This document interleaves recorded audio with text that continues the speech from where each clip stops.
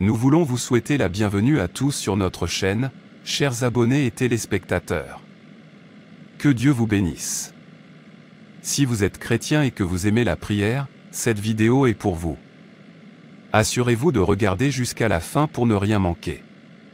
Osievener, Kupuas Jaferdoder, Japrijura Nudet Ja Fientoi. Kue Jafati Mal.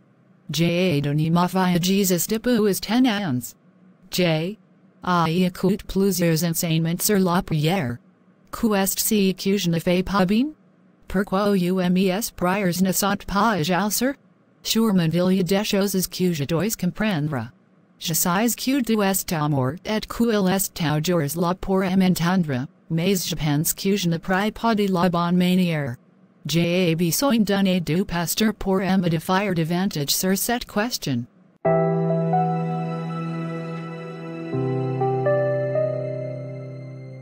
Assieds-toi, ma sœur, comment vas-tu? Tu n'as pas l'air heureuse. Monsieur. Oui, je ne suis pas heureuse. Je ne comprends plus, j'aime tellement Dieu.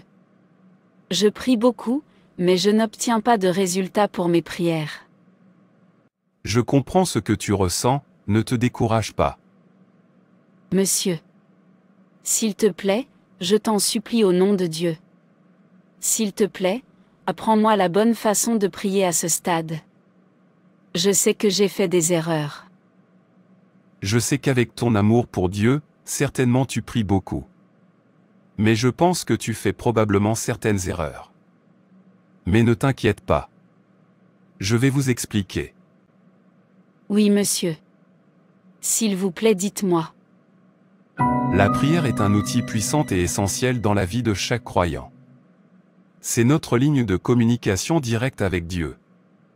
Et la façon dont nous alignons nos cœurs sur sa volonté. Mais parfois, nous pouvons involontairement aborder la prière d'une manière qui limite son pouvoir ou son efficacité.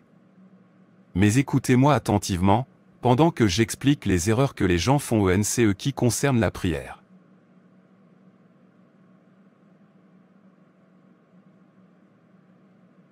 Trop souvent, les gens traitent la prière comme une bouée de sauvetage et ne s'y tournent que lorsqu'ils n'ont plus d'option ou sont confrontés à une crise. S'il est naturel de chercher Dieu dans les moments de désespoir, la prière ne devrait jamais être notre dernier recours. Cela devrait être notre première ligne de défense dans le fondement de chaque décision que nous prenons. Imaginez à quel point votre vie pourrait être différente si vous commenciez chaque situation, grande ou petite, par la prière, au lieu de l'utiliser comme un plan de secours d'urgence. Philippiens 4 verset 6 souligne magnifiquement ce point en disant « Ne vous inquiétez de rien. Mais dans chaque situation, par la prière et la supplication avec action de grâce, présentez vos demandes à Dieu. » Ce verset met en évidence deux principes importants. Premièrement, nous devons apporter tout, pas seulement nos urgences, à Dieu.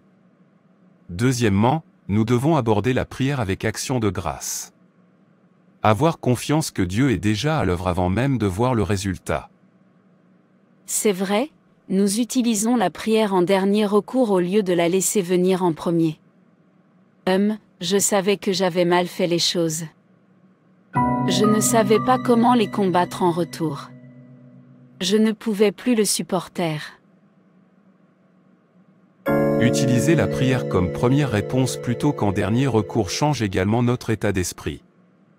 Au lieu de considérer Dieu comme quelqu'un vers qui nous nous tournons uniquement lorsque nous sommes en difficulté, nous commençons à le voir comme notre guide, compagnon constant et source de force. Ce changement de perspective approfondit notre relation avec Dieu lorsque nous l'invitons dans tous les aspects de notre vie. Pas seulement dans les moments de crise.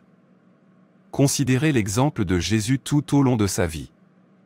Jésus a démontré l'importance de donner la priorité à la prière, en particulier avant des décisions ou des événements importants. Avant de choisir ses 12 disciples, Jésus a passé toute la nuit en prière. Luc 6 versets 12 à 13. Il se retirait régulièrement dans des endroits calmes pour chercher le Père, même au milieu d'un ministère chargé.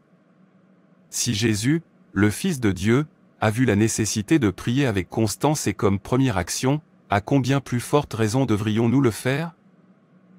Oui, monsieur. Tout est juste. Je me suis trompé. En faisant de la prière notre première réponse, nous reconnaissons que Dieu a le contrôle et que nous lui faisons confiance pour nous guider dans chaque situation. Cet acte d'abandon nous enlève la pression de tout comprendre par nous-mêmes et nous permet de nous reposer sur la sagesse et la providence de Dieu. De plus, prier avant une crise nous permet de construire une base solide de foi qui peut nous porter à travers les moments difficiles. Lorsque nous avons constamment cherché Dieu dans les petits moments du quotidien, il devient une seconde nature de se tourner vers lui dans les moments difficiles plutôt que de paniquer ou de se démener pour trouver des réponses.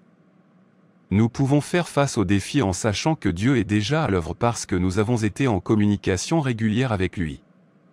L'un des plus grands avantages de prier d'abord est qu'il ouvre la porte à Dieu pour travailler d'une manière qui va au-delà de notre compréhension.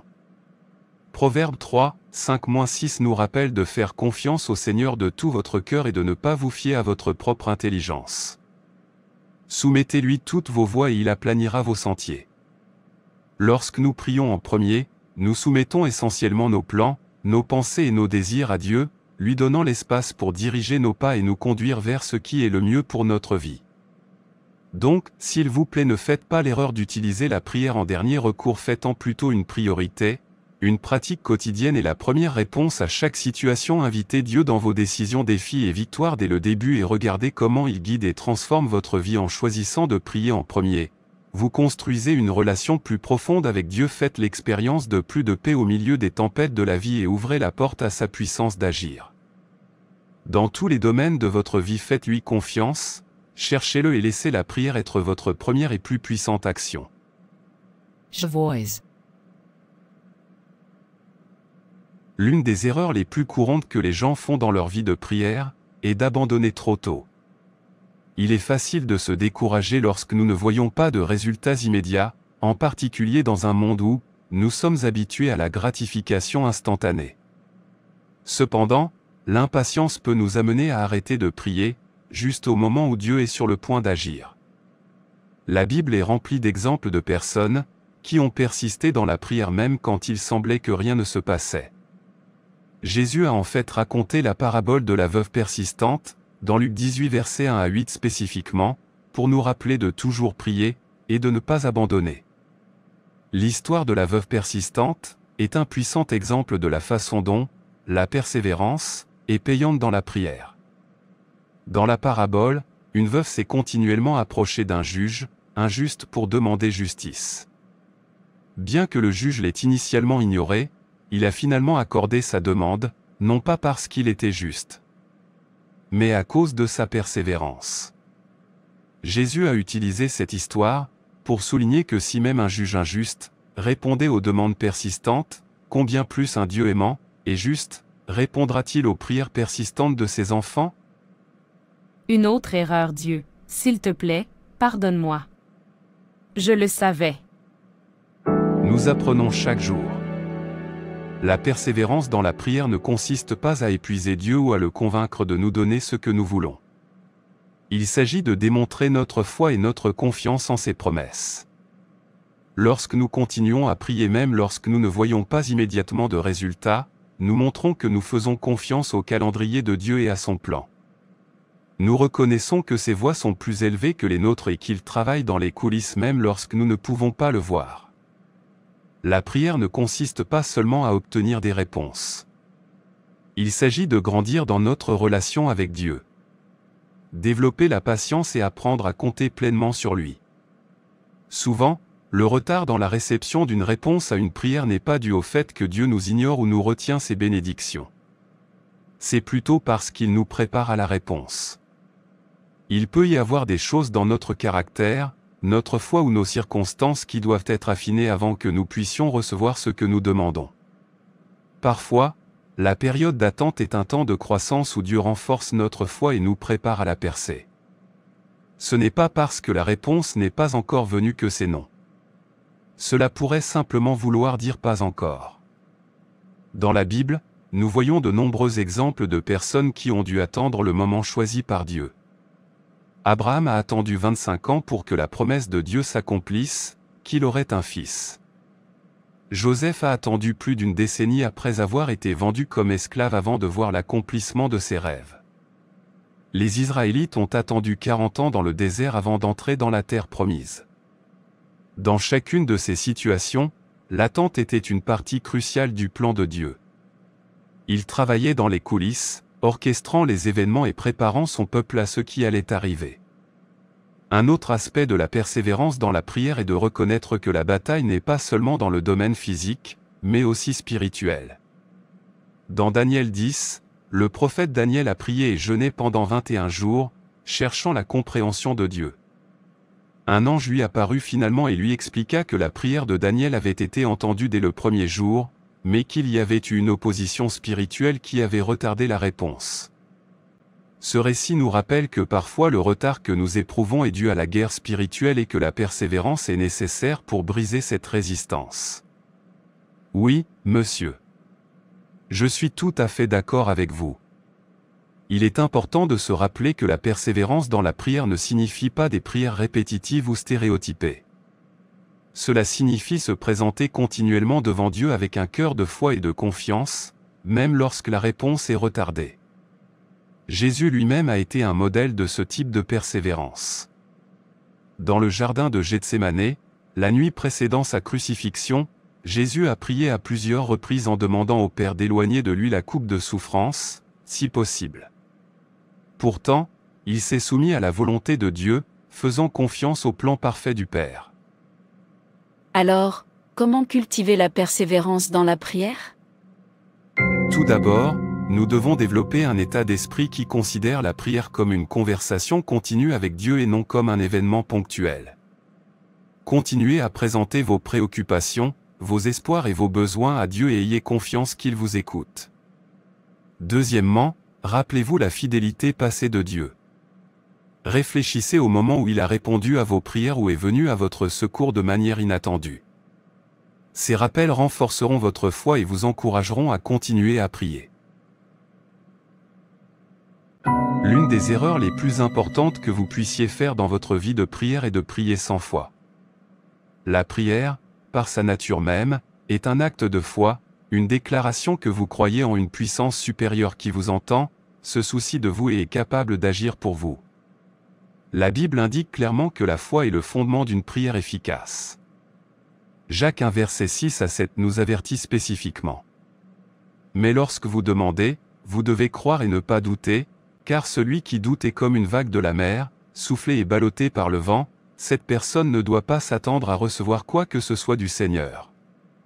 Sans foi, la prière peut facilement devenir une routine ou un rituel plutôt que la puissante expérience transformatrice qu'elle est censée être. C'est comme envoyer une lettre sans adresse, aussi magnifiquement écrite soit-elle. Il est peu probable qu'elle atteigne sa destination. La foi est ce qui porte votre prière de votre cœur aux oreilles de Dieu. C'est la confiance et la croyance que Dieu est non seulement capable de répondre, mais qu'il est activement impliqué dans chaque détail de votre vie. C'est en effet une éducation à la prière. Plusieurs fois, nous tombons dans le piège de prier par obligation ou par habitude, mais ne pas engager pleinement notre foi. Nous pouvons dire les bons mots, mais au fond nous doutons que Dieu se manifestera vraiment. Il est facile de prier par désespoir ou par espoir de changement, mais la vraie prière exige quelque chose de plus. Elle exige la confiance dans la puissance et les promesses de Dieu. La foi ne signifie pas que vous êtes toujours assuré d'obtenir la réponse que vous souhaitez.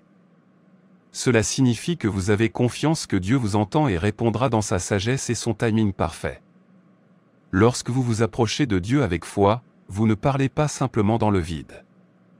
Vous vous engagez avec le Père aimant qui a le pouvoir de déplacer des montagnes en votre nom. Et c'est là que le changement se produit. La foi transforme la prière d'un souhait en un acte d'alignement avec la volonté de Dieu. La foi exige aussi de la patience. Il ne s'agit pas seulement de croire sur le moment, mais de s'accrocher à cette croyance même lorsque les réponses semblent plus tard difficiles à percevoir. Beaucoup de gens abandonnent trop tôt, en pensant que parce qu'ils ne voient pas de réponse immédiate, Dieu n'écoute pas, mais la foi dit que j'ai confiance au timing de Dieu. Hébreux 11 verset 1 dit maintenant. La foi est l'assurance de ce que nous espérons et l'assurance de ce que nous ne voyons pas. La foi persiste même lorsque le résultat n'est pas encore visible. Elle vous soutient, vous renforce et vous donne la capacité de continuer à prier avec espoir. Il est important de se rappeler que les réponses de Dieu ne viennent pas toujours comme nous l'attendons. Parfois, sa réponse n'est pas encore, ou même connue parce qu'il a quelque chose de mieux, en réserve.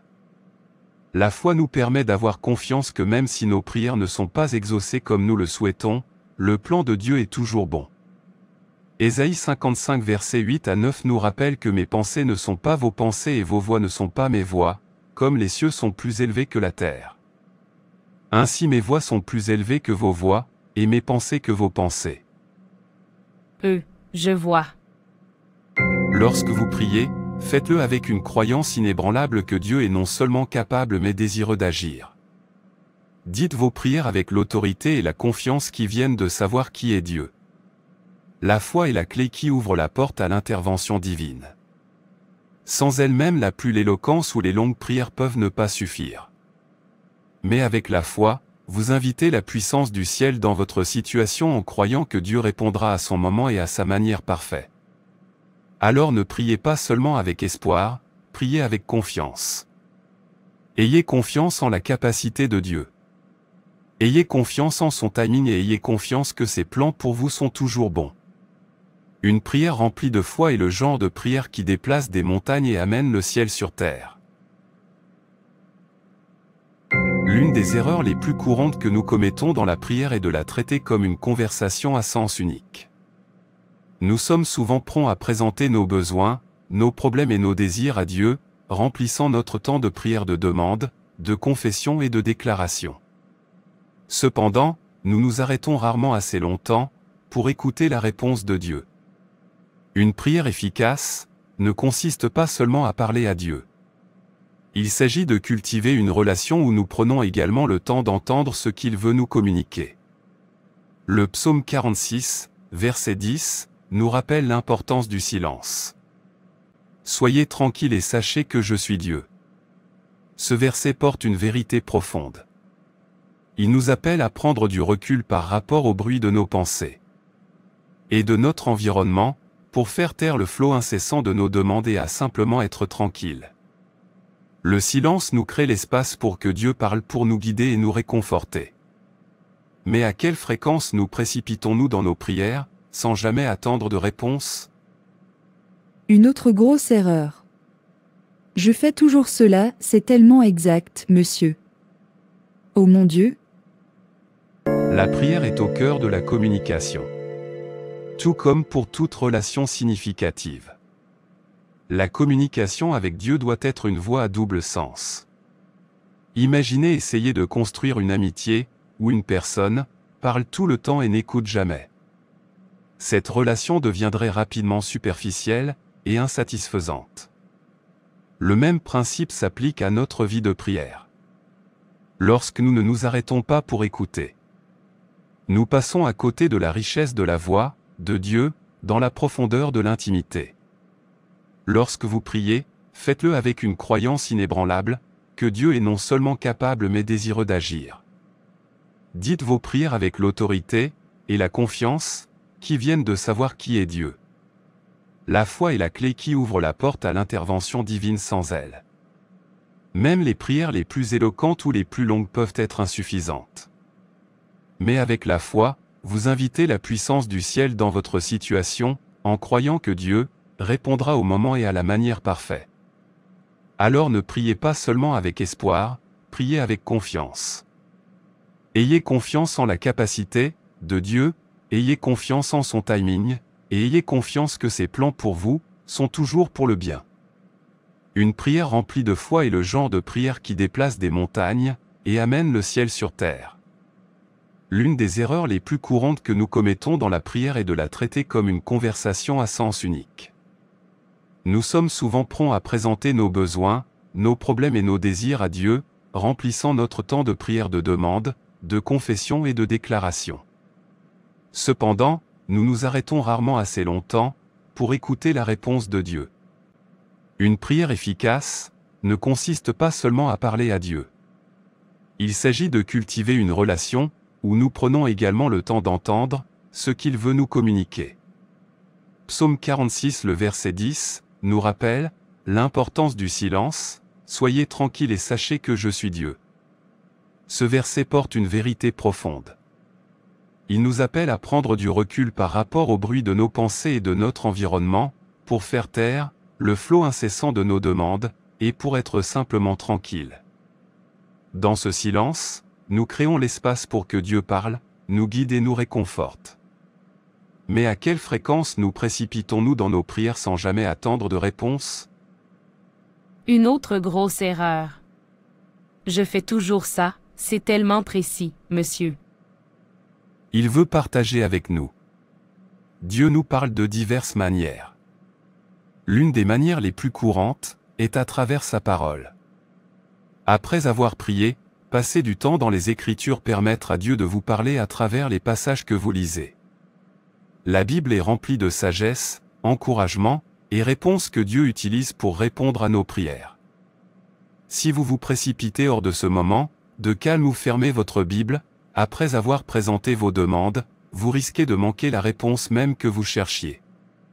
Une autre façon dont Dieu parle est à travers les incitations intérieures du Saint-Esprit.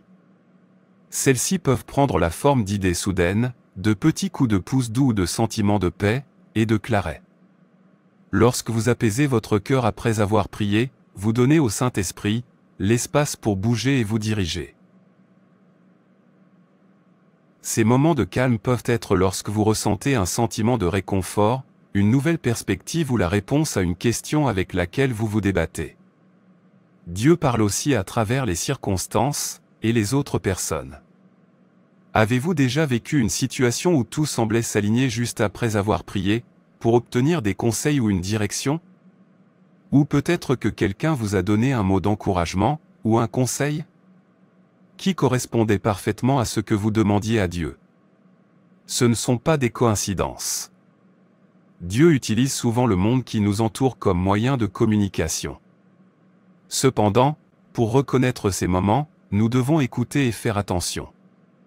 Maintenant, je comprends mieux l'art de la prière. Écouter Dieu ne nous aide pas seulement à entendre ses conseils.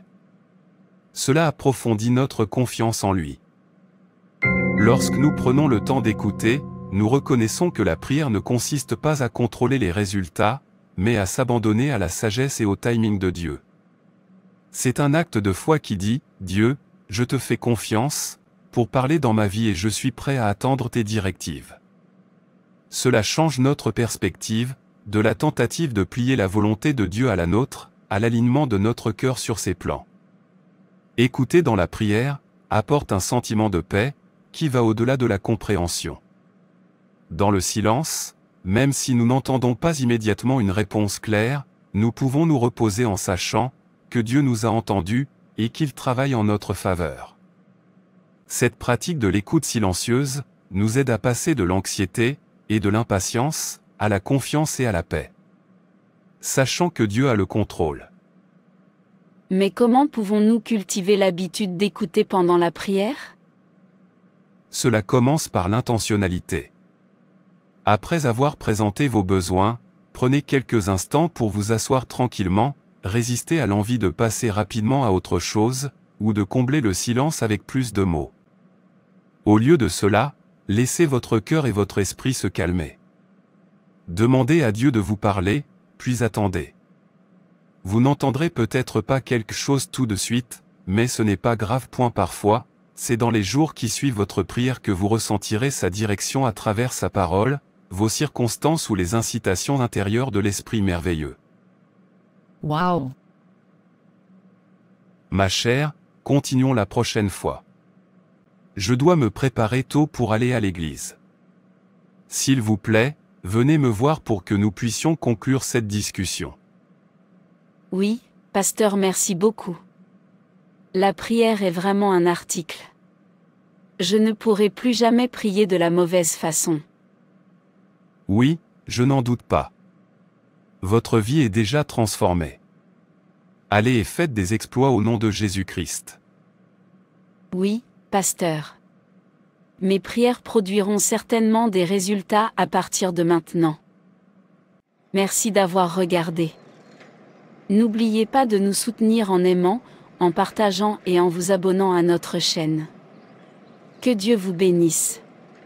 À bientôt dans notre prochaine vidéo.